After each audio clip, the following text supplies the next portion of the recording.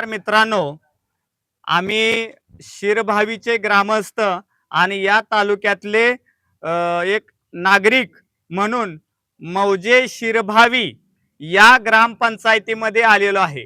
या ग्रामपंचायतीमधील जवळजवळ 200 ते 300 लोक आमच्या या सांगोला तालुक्यामध्ये आले आणि त्यांनी म्हटले की बाबा आमच्या या शिरभावी या ग्रामपंचायतीमध्ये भोंगळ कारभार आहे आणि आम्हाला न्याय मिळेनासा झालेला आहे.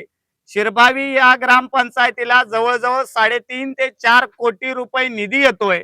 हा निधी जो काय सामान्य जनता आहे, त्यानंतर गोर गरीब कष्टकरी शेतकरी सुशिक्षित बांधव अपंग यांच्यासाठी दिला जात नाही.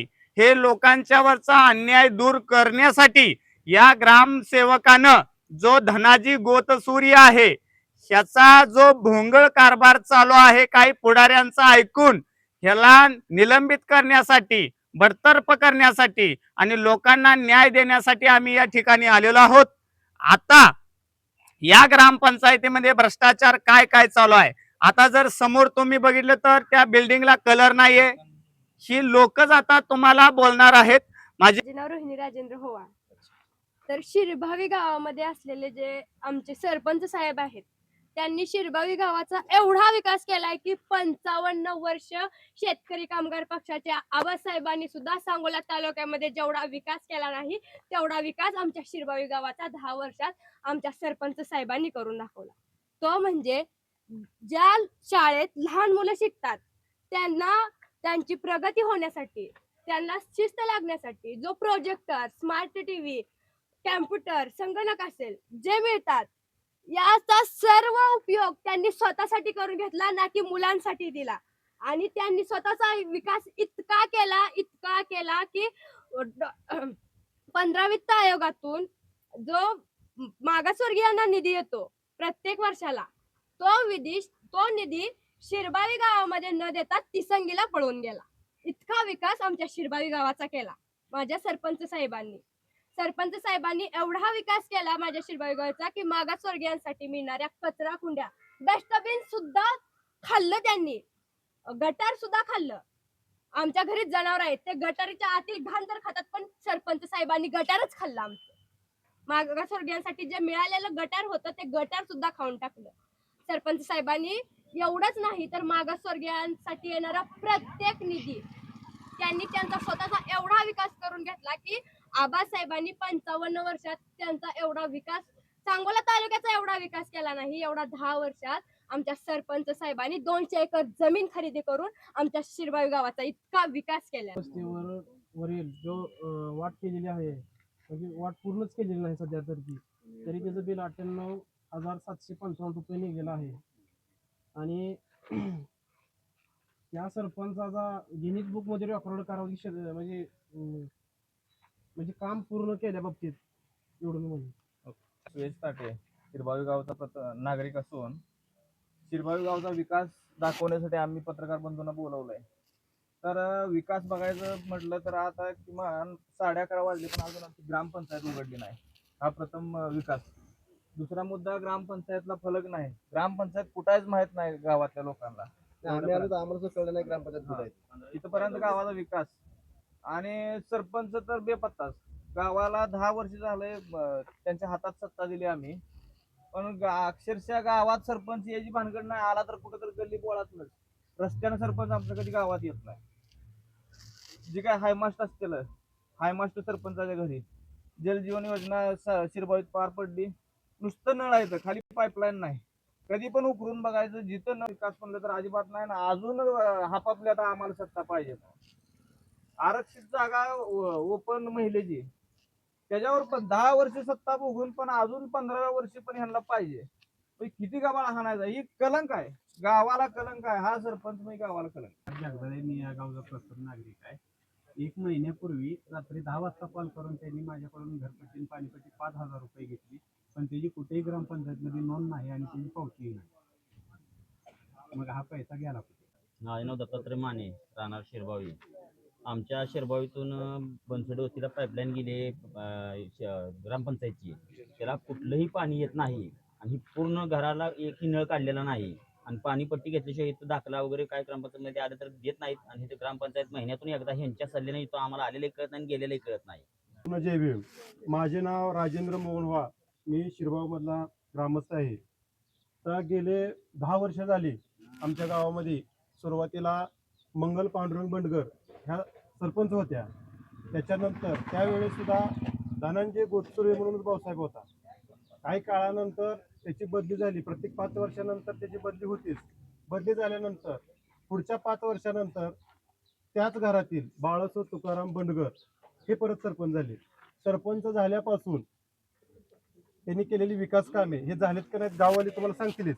महाराज जगदाळे ओढा पाणी जाण्यासाठी 1,48,432 रुपयाचा त्यांनी रक्कम काढलेली आहे, पण ऑलरेडी त्याचं ते काम झालेलं नाही. संख्या भरपूर आहे. अपंगासाठी येणारा निधी हा 6 लाख रुपये, पण अपंगासाठी कुठलंही काम त्यांनी अद्याप केलेलं नाही. पाणी पुरवठा इलेक्ट्रॉनिक मोटर खराब झाली म्हणून त्यांनी 50,000 रुपयाची मोटर दाखवली. अद्याप ती मोटर आणली, पण एवढ्या किमतीची नाही. आणि त्या ग्रामसभेचे सिकंदर पवार हे आमचे मेंबर आहेत, त्यांना सुद्धा इथं तुम्ही विचारा किंवा लाईव्ह ग्रामसभा झाले का बाबांनो गावात? सगळ्यांनी सांगा, झाले असेल तर झाले म्हणून सांगा. ग्रामसभा झाल्या का? ग्रामसभा झाल्या का? सिकंदर पवार, मी सिकंदर पवारला विनंती करतो, तुम्ही सिकंदर पवार आहे. गेल्या 2-4 वर्षात एकही ग्रामसभा होत नाही. कुठलेही फोटो जोडून ग्रामसभेचं बाहेरच्या लोकांच्या सहाय्य घेऊन कोरम पूर्ण जाऊन त्यांची तेही केलं जातंय. अजिबात ग्रामसभा नाही. तंटामुक्त अध्यक्ष निवडत नाहीत. शाळेत सगळा आपल्या ग्रामपंचायत मध्ये सगळा 2 नंबरचा कारभार चालू. तुम्ही ग्राम तालुक्यामध्ये एक विषय चालू आहे.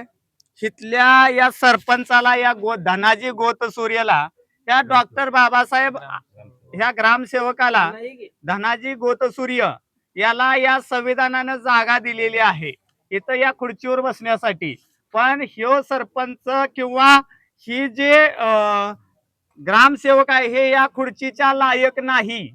कारण ज्या खुर्चीवर हा गोतसूर्य बसतोय त्या जागा कशा लेवलची आहे हे मला वाटतंय की 1857च्या काळातली इमारत आहे. या इमारतीमध्ये जवळजवळ 3.5 कोटी रुपयाचा निधी येतोय. हा निधी वंचितांच्यासाठी, दलितांच्यासाठी, मागासवर्गीयांच्यासाठी, महिलांच्यासाठी, अपंगांच्यासाठी, रस्त्यासाठी, पाण्यासाठी, ही लेकरं बाळ शिकण्यासाठी राज्य शासन, केंद्र शासन, 15व्या वित्त आयोगातनं, डीपीडीसीतनं हा अनेक निधी येतोय. या गावात केंद्र सरकार आणि राज्य सरकारचा एकूण निधी 2019 ते 20 साली 44,93,708 रुपये आले. सन 2020 ते 21 साली 28,20,714 रुपये. सन 2021 ते 22 साली 36,99,584 रुपये. सन 2022 ते 23 साली 37,04,480 रुपये. सन 2023 ते 24 साली 63,22,057 रुपये. सन 2024 ते 25 46,94,366 रुपये. सन 2025 ते 26 साली 72,94,002 रुपये. म्हणजे एकूण जो निधी झाला 3,32,03,15 रुपये 5 वर्षात. आणि हा निधी झाला शासनाचा 3.5 कोटी रुपये.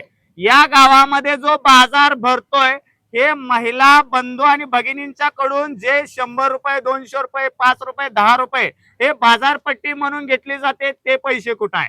इथलं जे ग्रामपंचायतीचे जे गाळा आहेत यांचं जे पैसे येतात ते कुठं आहे हे माझा त्यांना सवाल आहे. आणि महत्वाचं म्हणजे इथं जो भ्रष्टाचार चालू आहे हा भ्रष्टाचार मुळापासून उखडून काढल्याशिवाय आणि जन भ्रष्टाचार केलाय त्याला खुर्चीवरनं कमी न करता ते पूर्ण वसूल व्याजासहित वसूल केल्याशिवाय आणि गोतसूर्यला बडतर्फ करून जे त्याच्या खात्यावरती त्यांची जी संपत्ती आहे या संपत्तीची अँटी करप्शन ब्युरोकडे चौकशी लावल्याशिवाय आम्ही शांत बसणार नाही. आज म्हणतात की घुटुगडे बंधू बोलतायत. घुटुगडे बंधूंचा येत्या काळामध्ये या तालुक्यातला भ्रष्टाचार आम्ही काढत आहे म्हणून मारून टाकण्याची, जीवे मारण्याची धमकी सुद्धा येत आहे.